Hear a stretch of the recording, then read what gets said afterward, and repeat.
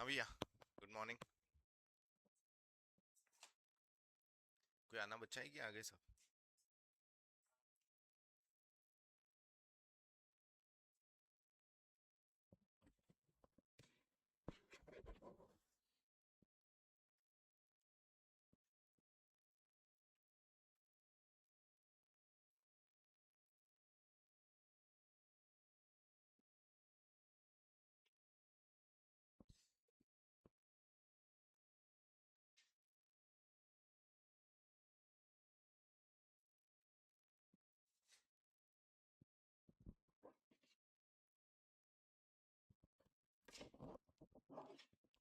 हम्म।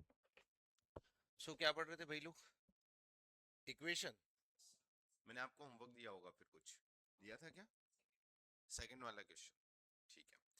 और second third में कराऊंगा बोला था, सेकंड और फोर्थ दिया था शायद से। 60।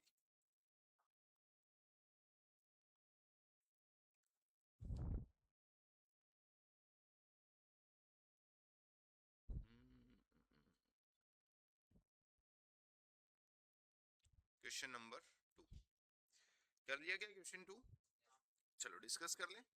सॉल्व करके बताऊं कि ऐसे समझ में आ जाएगा? आ जाएगा समझ में? ठीक है। पहली एंट्री है, Ram started business with cash. Ram ने बिजनेस स्टार्ट किया है 25,000 रुपए कैश और 25,000 रुपए बैंक में। तो आपके पास 25,000 रुपए कैश आएगा। असेट्स में कैश में आएंगे कितने? 25,000 रुपए। फिर बैंक में आएंगे 25,000 रुपए। और टोटल 25 और 25 50,000 रुपए क्या हो जाएगी आपकी कैपिटल। ठीक है। Goods on credit. क्रेडिट में आपने माल खरीदा कितने का?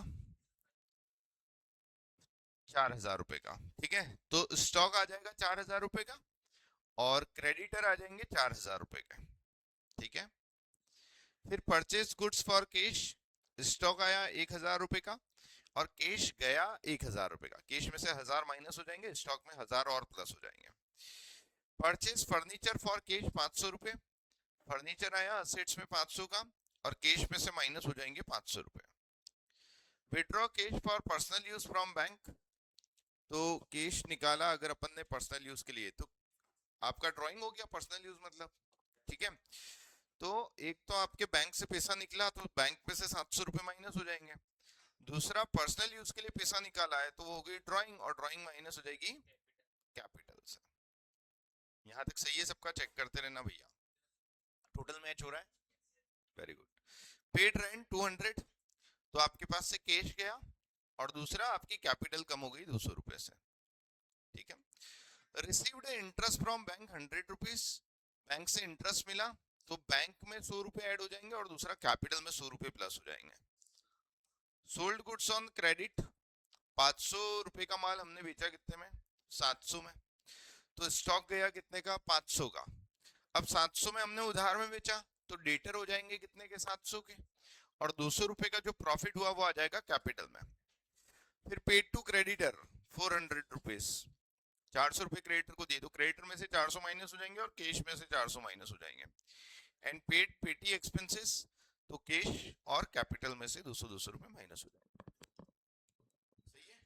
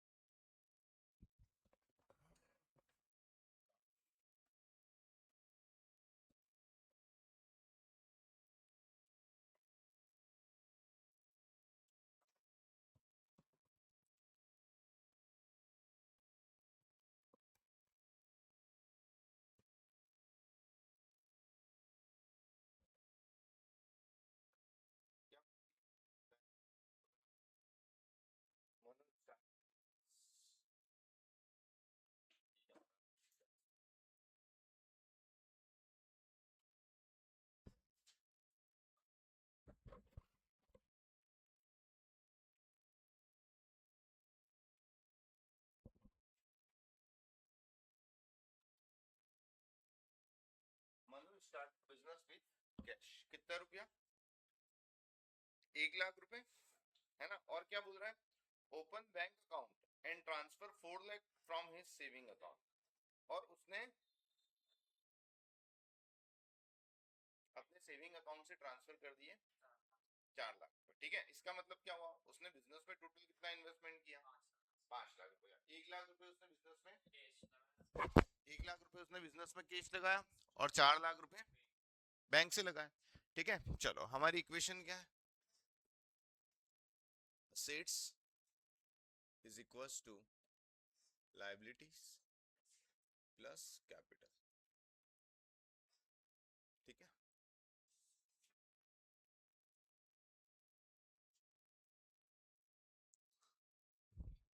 पहली एंट्री है, Manoj started business with cash. Cash कितना लगाया उसने? 1 लाख रुपए। ठीक है, फिर बिजनेस का करंट अकाउंट ओपन करवाया जिसने उसने अपने सेविंग अकाउंट से पैसे डाले।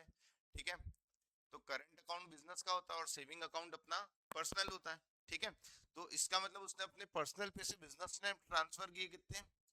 4 लाख। ठीक है, और टोटल उसका इन्वेस्टमेंट हो गया उसके बिजनेस में, तो कैपिटल हो जाएगी हमारी 5 लाख रुपए।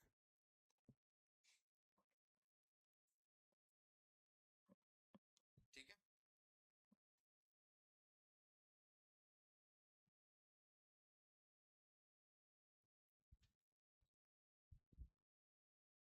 अगली एंट्री क्या बोल रही है? परचेस बिल्डिंग 12 लाख रुपए, paid taking by loan from SBI. वो एसबीआई है 10 लाख रुपए का। देखो, एंट्री नंबर 2 समझना, उसने बिल्डिंग खरीदी कितने की? 12 लाख रुपए की। तो हमारे असेट्स में क्या आ जाएगी? बिल्डिंग आ जाएगी। कितने रुपए की आ जाएगी बेटा? 12 लाख रुपए की। ठीक है, 12 लाख की बिल्डिंग खरीदी, तो मेरी असेट्स में बिल्डिंग आ जाएगी कितने की? 12 लाख की। अब ये 12 लाख की बिल्डिंग खरीदने के लिए मैंने लोन लिया एसबीआई से 10 लाख रुपए का, तो लोन मेरी क्या हो गई? लायबिलिटी। तो 10 लाख रुपए में लायबिलिटी में डाल देता हूँ लोन के। क्लियर यहाँ तक?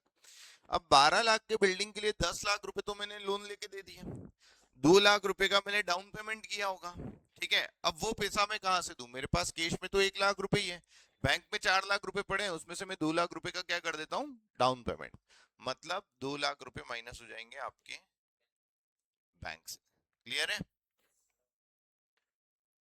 इसमें 2 लाख का लिखा नहीं है उसने, लेकिन ये अपने को कॉमन सेंस लगाना पड़ेगा भैया,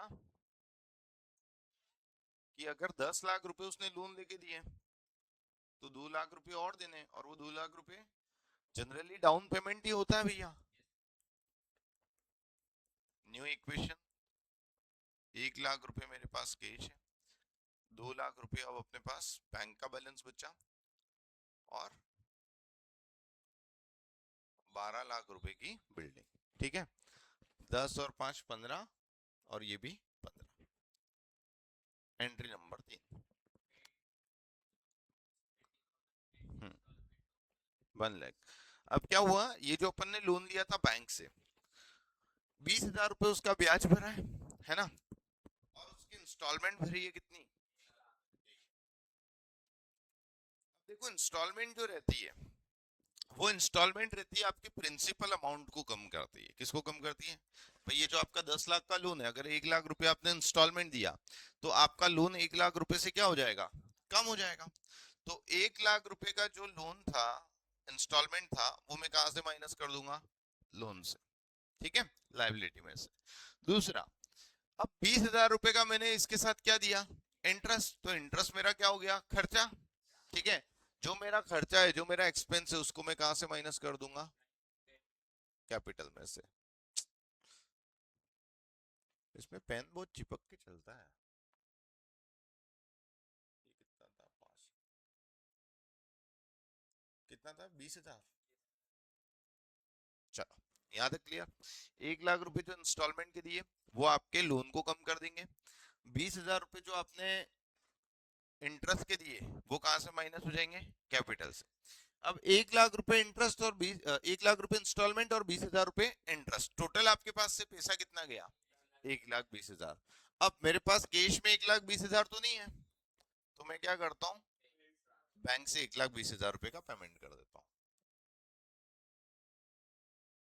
चलो, कैपिटल हो गई अब मेरी 4,80,000। 10 लाख के लोन थे, 1 लाख रुपए का पेमेंट हो गया, 9 लाख रुपए के लोन बचे। बिल्डिंग मेरे पास रखी हुई है 12 लाख रुपए की।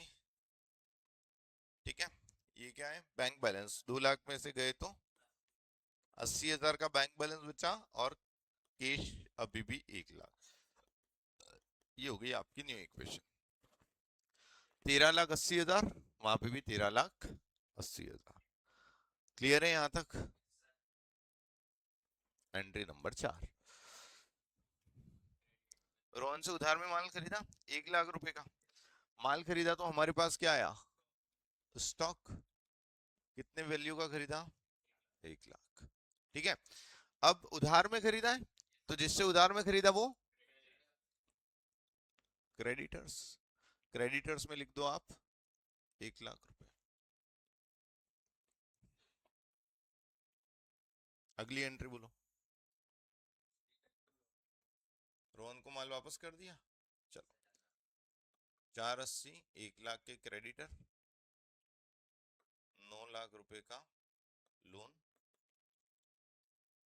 1 लाख रुपए का स्टॉक, 12 लाख रुपए का बिल्डिंग, 80,000 रुपए का बैंक बैलेंस, और 1 लाख रुपए की कैश। Entry number 5। 20,000 रुपए का माल रोहन को हमने वापस कर दिया। अभी कितने का खरीदा था, 1 लाख का। 20,000 का माल अगर आपने वापस किया तो आपके पास से माल कम हो जाएगा, स्टॉक डिक्रीज हो जाएगा, कितने से, 20,000 से।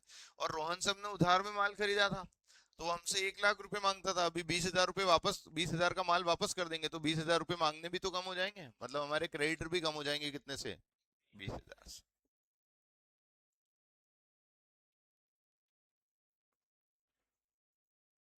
4,80,000 का कैपिटल, एक में से 20 गए तो 80,000 का क्रेडिटर,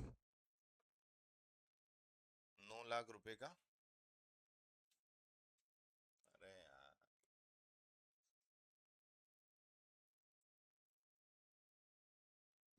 9 लाख रुपए का क्या है ये, लोन है ना। 1 लाख में से 20,000 का स्टॉक वापस किया तो 80,000 का बचा। 12 लाख रुपए की बिल्डिंग, 80,000 रुपए का बैंक बैलेंस, और 1 लाख रुपए का कैश। चलो, एंट्री नंबर 6 बोलो। हाँ, ठीक है। 40,000 की कॉस्टिंग का माल कितने में बेच दिया, 50, और वो भी उधार में बेचा है। चलो, तो 40,000 की कॉस्टिंग का माल मतलब आपके पास से स्टॉक गया कितने का, 40,000 का, बेचा 50,000 में, उधार में बेचा है। तो आपकी एक और एसेट्स क्रिएट होगी, जिसको उधार में माल बेचा वो डेटर्स। डेटर कितने के क्रिएट हो जाएंगे, 50,000। ठीक है, और 40 का माल 50 में बेचा मतलब 10,000 रुपए का, ये आ जाएगा कैपिटल। बोलो, कोई परेशानी? किसने किया था ये क्वेश्चन? नहीं, 490, 80,000 क्रेडिटर, 9 लाख रुपए की कैपिटल, 50,000 रुपए के डेटर, 80 में से 40 का माल चले गया तो 40 का स्टॉक, 12 लाख की बिल्डिंग, 80,000 रुपए का बैंक बैलेंस, और 1 लाख रुपए की। ये आ गई आपकी इक्वेशन। चलो आगे बढ़े। एंट्री नंबर 7 बोलो। पर्सनल यूज के लिए माल निकाल लिया, मतलब स्टॉक गया कितने का, तो 10,000 का स्टॉक माइनस कर दो। ठीक है, 10,000 का माल उसने पर्सनल यूज के लिए निकाला, तो 10,000 रुपए का स्टॉक गया। और 10,000 का पर्सनल यूज के लिए लिया मतलब क्या हो गई, ड्राइंग। तो 10,000 कहां से माइनस हो जाएगा, कैपिटल से। 4,80,000 कैपिटल, 80,000 के क्रेडिटर, 9 लाख रुपए का बैंक लोन, ठीक है, 50,000 के डेटर 40 में से 10 गए तो 30,000 का तो स्टॉक, 12 लाख की बिल्डिंग, 80,000 रुपए का बैंक बैलेंस और 1 लाख रुपए कैश। ये हो गई आपकी न्यू इक्वेशन। एंट्री नंबर 8 बताएं। एक्रूड इंटरेस्ट, ठीक है भैया, एक्रूड इंटरेस्ट कल मैंने समझाया था क्या होता है। वेरी गुड, ऐसी इनकम जो मैंने अर्न कर ली है लेकिन अभी तक मुझे रिसीव नहीं हुई है, ऐसी इनकम को एक्रूड इनकम बोलते हैं। ठीक है, अब एक्रूड इंटरेस्ट मतलब क्या हुआ, इंटरेस्ट आपने कमा तो लिया है लेकिन अभी तक आपको रिसीव नहीं हुआ है। ठीक है, चलो, तो अगर एक्रूड इंटरेस्ट है तो सोचो कि आपके पास कैश में पैसा आया होगा क्या। मिला नहीं है। एक्रूड का मतलब ही क्या हुआ, जो कमा तो लिया लेकिन मिला नहीं, मिला नहीं मतलब कैश नहीं आया। ठीक है, एक्रूड इंटरेस्ट हमारी क्या होती है, एसेट्स।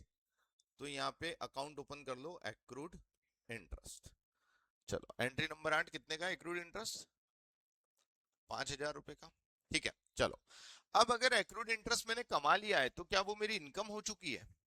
हाँ, तो इसका मतलब कहाँ आ जाएगा वो दूसरा इफेक्ट उसका, कैपिटल। तो एक इफेक्ट इसका असेट्स में आएगा, दूसरा इफेक्ट उसका कैपिटल में आएगा, ध्यान रखना। कैश में नहीं आएगा क्योंकि एक्रूड है मतलब मिला ही नहीं है। 4,85,000 रुपए का कैपिटल हो गया, 80,000 रुपए का क्रेडिटर, 9 लाख रुपए का लोन, 5,000 रुपए का एक्रूड इंटरेस्ट, 50,000 के डेटर्स, ठीक है, 30,000 रुपए का स्टॉक, 12 लाख रुपए की बिल्डिंग, 80,000 का बैंक बैलेंस और 1 लाख रुपए आपके पास कैश। चलो आगे बोलो। Commission received in advance. अब एडवांस कमीशन क्या होता है, ऐसी इनकम जो आपने एडवांस में मिल गई है, मतलब कमाया नहीं है फिर भी रिसीव हो गया, ऐसी इनकम को क्या बोलते हैं, एडवांस इनकम। ठीक है, अब कमीशन आपको एडवांस में मिल गया तो सोचो कि आपको पैसे मिल गए होंगे। हाँ, अगर एडवांस में कमीशन मिला मतलब सामने वाले ने पैसा दे दिया, कितना रुपया था, तो 20,000 रुपये हम लोग कैश में ऐड कर देते हैं। दूसरा, अगर मुझे एडवांस में कमीशन मिला है तो वो मेरी इनकम है क्या, नहीं, क्योंकि अभी मैंने कमाया ही नहीं है, वो मेरी क्या है, लाइबिलिटी। तो यहाँ पर आ जाएगा एडवांस। ठीक है, एडवांस कमीशन, एडवांस इनकम कुछ भी लिख लो, 20,000 रुपये यहाँ पर अलग से एक हेड बनेगा और उसमें आएगा। ठीक है, कैपिटल में ऐड नहीं होगा भैया, ध्यान रखना। क्यों नहीं होगा, क्योंकि हमने अभी तक वो पैसा कमाया नहीं है, हमको रिसीव हो गया है लेकिन फिर भी, तो जो कमाया नहीं है वो मेरी इनकम नहीं हो सकती।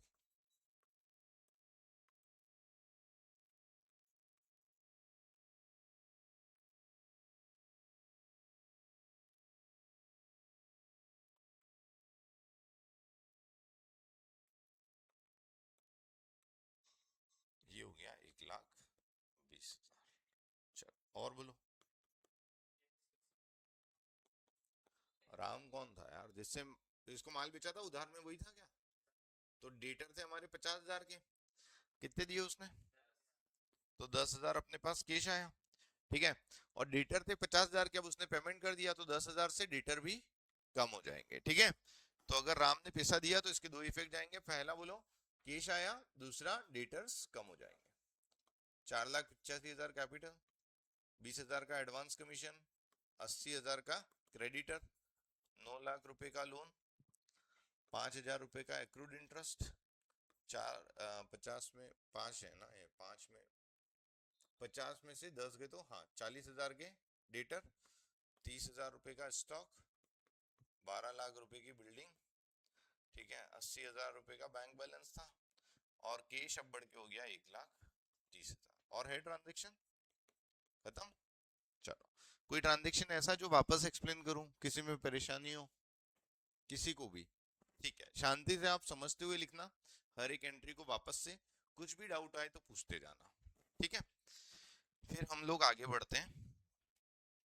एक क्वेश्चन बचा है, वो आप होमवर्क में कर लेना प्रैक्टिस के लिए, आपको जब भी करना हो। ठीक है।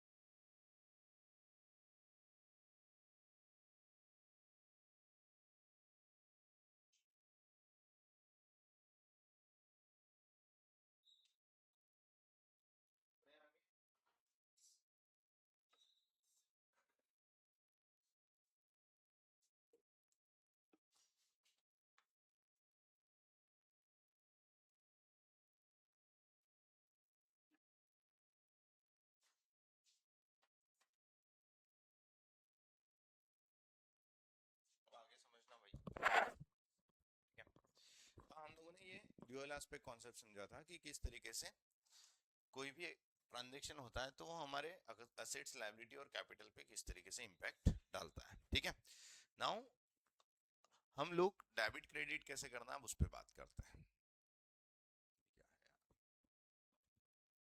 ठीक है, उसके लिए बहुत सिंपल सा रूल है, ध्यान रखना। असेट्स और एक्सपेंसेस पे एक जैसा रूल एप्लीकेबल होगा, लायबिलिटी, कैपिटल और इनकम इस पे एक जैसा रूल एप्लीकेबल होगा।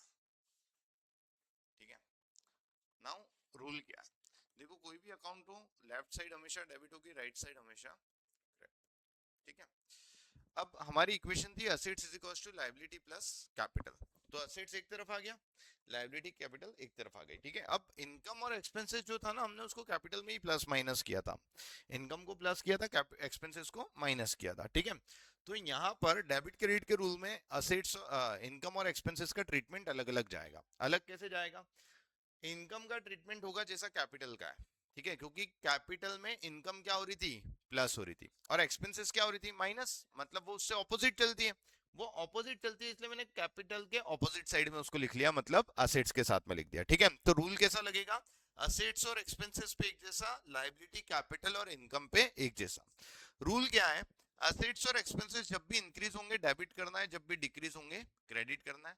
लायबिलिटी, कैपिटल और इनकम इसका ऑपोजिट, डिक्रीज होंगे तो डेबिट और इंक्रीज होंगे तो क्रेडिट। ठीक है, चलो अब ये रूल लगाना कैसे, जैसे सपोज मैंने आप लोगों को पहला ट्रांजेक्शन दिया था, राकेश स्टार्टेड बिजनेस विद केश, राकेश ने केश लगाकर बिजनेस चालू किया 1 लाख रुपए। ठीक है, चलो इक्वेशन में हमने इसको कहाँ लिखा था, एक तो केश में, क्योंकि केश मेरे पास आया था, कितना केश आया था, 1 लाख रुपए, तो केश इंक्रीज हुआ था मेरा। दूसरा कैपिटल इंक्रीज हुई थी, तो मैंने इसको कैपिटल में लिखा था। ठीक है, चलो कैश मेरे बिजनेस की असेट से इंक्रीज हो रही है तो क्या करूंगा, डेबिट, और कैपिटल जब भी इंक्रीज होती है तो क्या करता हूं, क्रेडिट। अब एंट्री कैसे लिखना है अपने को, cash account debit to capital account. ठीक है, 1 लाख रुपए, समझ में आया कि नहीं। ठीक है, मतलब जो हम उसमें देखते थे वही अपने को एस्पेक्ट देखने, फिर देखना है कि उसमें से कौन इंक्रीज हो रहा है, कौन डिक्रीज हो रहा है, उस हिसाब से हमें उसे डेबिट क्रेडिट करना है। जैसे हम एक और एग्जांपल लेते हैं, दूसरा एग्जांपल शायद मैंने लिया था परचेज फर्नीचर का, परचेज फर्नीचर फॉर कैश ₹20,000, हमने 20,000 रुपए कैश में फर्नीचर खरीदा। चलो हमारे पास असेट्स आई थी, फर्नीचर में हमने लिखे थे 20,000 रुपए, मतलब फर्नीचर मेरा बड़ा था।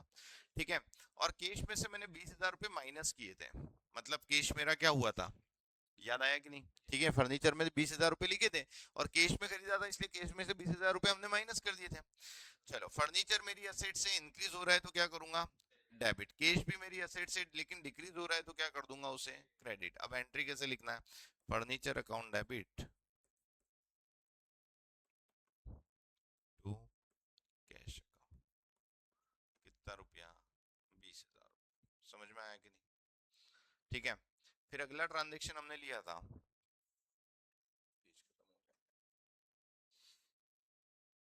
अगला ट्रांजेक्शन हम लोगों ने जो लिया था वो था purchased goods for cash ₹20,000 suppose. ठीक है, 20,000 रुपए का माल हमने कैश में खरीदा। चलो हमने इसको कहाँ लिखा था, स्टॉक में, स्टॉक इंक्रीज हुआ था और कैश में खरीदा था तो मेरे पास से पैसा गया था, मतलब कैश डिक्रीज हुआ था। स्टॉक मेरे बिजनेस की असेट्स है और कैश भी मेरी असेट्स है, असेट्स इंक्रीज हुई तो डेबिट और डिक्रीज हुई तो क्रेडिट।